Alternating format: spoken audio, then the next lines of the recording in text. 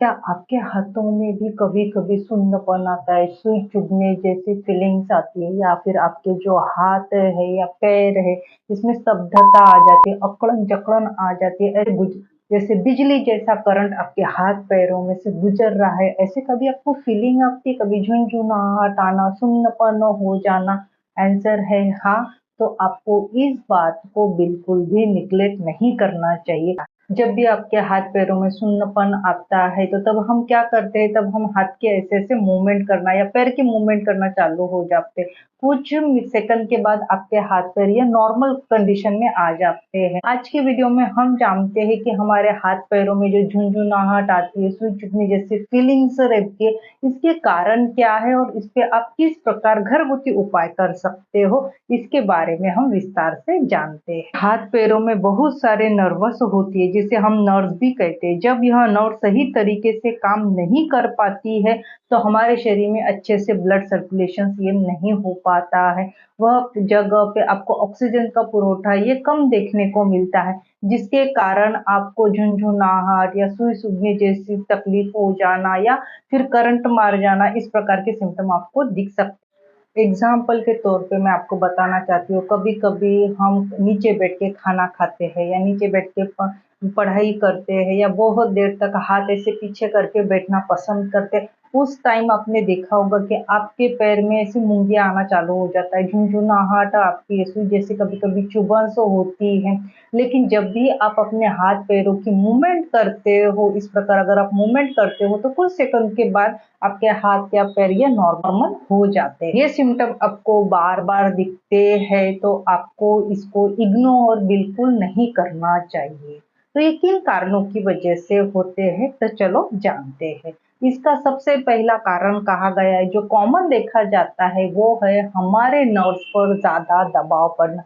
देखिए, बहुत सारे लोग ज़्यादा बैठ के काम करते हैं या फिर एक जगह पे ज़्यादातर बैठते हैं या फिर सोते रहते हैं टीवी देखते समय, तो कभी-कभी उनके वन साइड में ऐसे झुनझुनाहट आती है या फिर पेन होना चालू हो जाता है या फिर कंधे में या पैरों में जकड़न आना चालू हो जाता है, पाजम आना चालू हो जाता है, क्योंकि ज़्यादा देर तक एक पोज़ीशन्स पे बैठने से या सोने से तो उस नर्व जो रहती है उसपे हम ज़्यादा दबाव हो जाता है। ज़्यादा दबाव पड़ने के कारण वहाँ पे ब्लड सर्कुलेशन ये अच्छे से नहीं हो पाता। फिर आपके हाथ बहुत ज़्यादा स्तब्ध हो गए हैं तो उस टाइम आप अपने जो हाथ रहते हैं उसको आप धीरे-धीरे से हल्के हाथों से वहाँ पे मसाज कर सकते हो या फिर आप एंटी क्लॉकवाइज़ अपने हाथों को घुमा के वहाँ पे एक्सरसाइज़ भी कर सकते हैं। 2 ती 3 सेकंड तक अगर आपने ये किया तो आपको फीलिंग्स बेटर आएगी और जो झुनझुनाहट है, जो हाथ-पैरों में स्तब्धता आ चुकी है, तो वो धीरे-धीरे कम होते हुए आपको दूसरा रीज़न कहा गया है कि हमारे बॉडी में न्यूट्रिशंस की कमतरता हो जाना। देखिए कमतरता ये अलग-अलग कारणों से भी हो सकती है।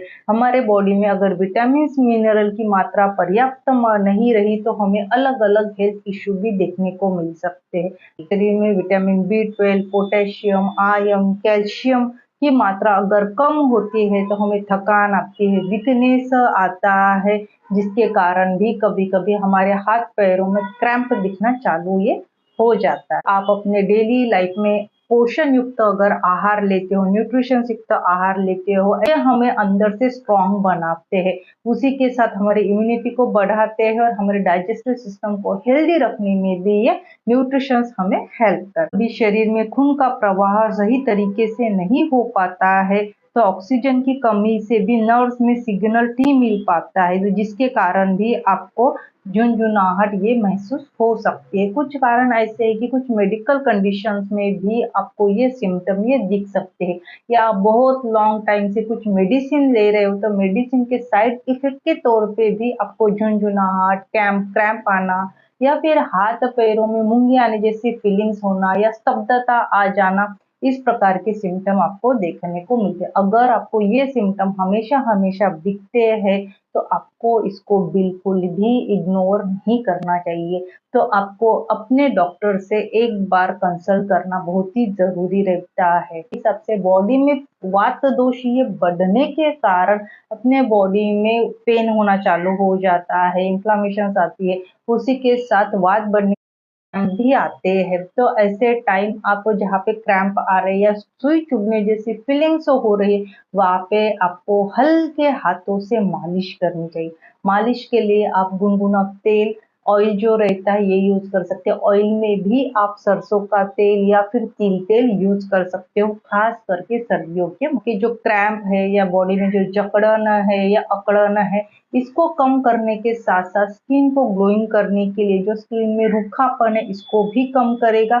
और आपको हमेशा हमेशा अगर झुंझुनाहट आ रही है तो ये सिम्टम को भी ये कम करने में ये उपाय आपको मदद कर। मालिश करने से जो मसल पेन है, कभी कभी कंधों में मसल पेन आ जाता है या हाथों में क्रैम्प आना चालू हो जाता है, कभी कभी पैरों में भी क्रैम्प आते हैं, तो ऐसे टाइम अगर आप मालिश करते हो तो वहाँ पे जो खिंचाव है, जो दर्द है, जो पाजम हो रहा है, ये भी धीरे-धीरे कम होते हुए आपको दिखाई देगा।